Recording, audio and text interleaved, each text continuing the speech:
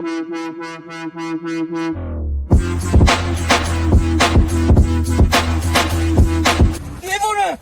من باید بیرون کار کنم تا بتونم به دیتا بدم دیگه. فکر کنی من نمیتونم این صندوق بیام بیرون؟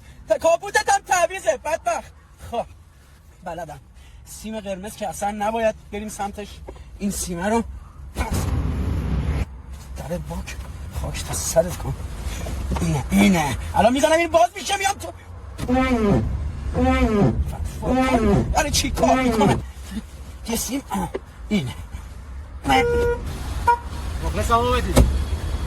این آقا مجید خودش هم نیست ماشینش به ما لطف داد. برادر خاک تو سرت کن.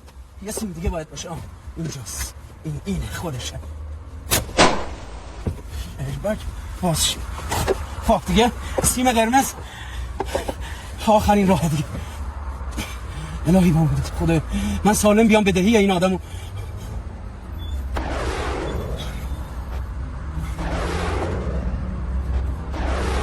نویس خاک تو سر.